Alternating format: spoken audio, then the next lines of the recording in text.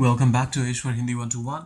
Advance English structure number 220th है, जिसमें हम डिस्कस करने वाले हैं कि अगर आपने कुछ यूं कहना हो, अगर ज़रूरत पड़ी तो, अगर अगर आवश्यकता हुई तो। अब इसके लिए आप इफ़ रिक्वायर्ड तो कह ही सकते हैं, लेकिन इसके अलावा एक और तरीका है जिससे आप इसे करते हैं ट्रांसलेट। इसी चीज़ को कहते हैं इंग्लिश में, और वो बेहद आसान भी है इस्तेमाल करने के लिए। If need be. बहुत स्ट्रांगली आप ये कहना चाहते हैं कि अगर अ, ज़रूरत हो तो मैं तैयार हूँ, मैं खुद सहायता करने के लिए तैयार हूँ, या फिर जो भी सब्जेक्ट है, वो ये काम करने के लिए तैयार है।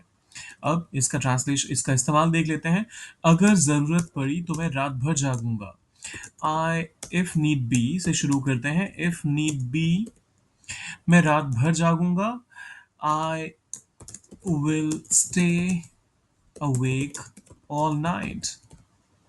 If need be, I'll stay up all night या फिर I'll stay awake all night।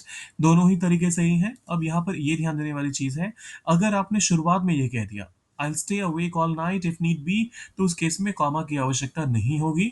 अगर आपने शुरुआत इससे करी, कंडीशन से शुरुआत करी, तो उस केस में कंडीशन खत्म होते ही कॉमा लगाना ज़रूरी हो जाता है। तो एक बार फिर से, if need be I'll stay up all night या फिर if need be I'll stay awake all night। Stay awake। जरूरत पड़ने पर हम मीटिंग फिर से कर सकते हैं। If need be we can.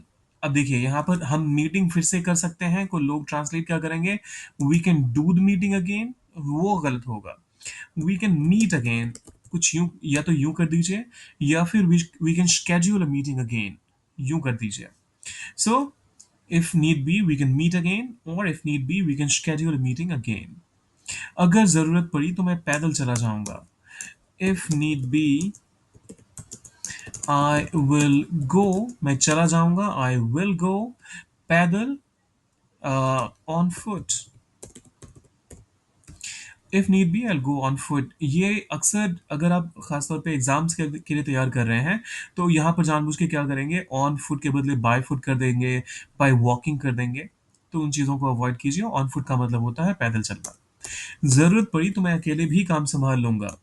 If need B, मैं अकेले काम संभाल लूंगा।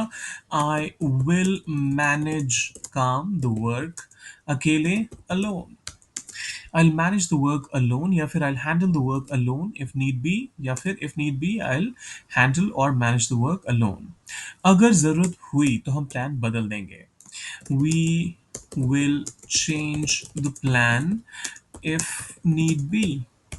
We'll change the plan if need be, या फिर if need be we'll change the plan। जरूरत पड़ने पर हम एक्स्ट्रा फंड ला सकते हैं। If need we can bring extra funds। If need be we can bring extra funds। अब चाहे तो we can bring in extra funds भी कह सकते हैं। हम ला सकते हैं, और हम अपने बिजनेस के लिए ला सकते हैं, तो अपने बिजनेस वाले काम के लिए हम bring in का इस्तेमाल करेंगे। इन जनरल हम अपनी कैपेबिलिटी की बात कर रहे हैं, तो we can bring extra funds। तो ये एक माइन्यूट सा डिफरेंस है, उस चीज को भी नोट कर लीजिएगा। अगर जरूरी हुआ तो मैं उससे बात करूंगा। If need be I will talk to him। लड़के की बात हुई तो, लड़की की बात हुई तो I'll talk to her। If need be I'll talk to him। If need be I'll talk to her। अगर हालात ने मजबूर किया तो हम कानूनी कदम उठाएंगे। If need be we will take legal action। If need be we'll take legal action। अ, फिर आता है, जरूरत पड़ी तो हम छुट्टियां रद्द कर देंगे। If need be we will cancel।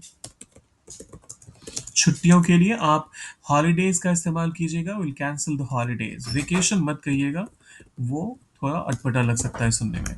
If need B will cancel the holidays. अगर आवश्यकता हुई तो डॉक्टर को बुलाया जाएगा। इसको कीजिए ट्रांसलेट, डालें कमेंट सेक्शन में, और जाने से पहले सब्सक्राइब, लाइक और शेयर वो जरूर कर दीजिएगा। आपको भी पता है ये आपके लिए फ्री है, लेकिन मेरे लिए बहुत बड़ा इंकरेजमेंट करके जाइएगा। मिलते हैं जल्दी।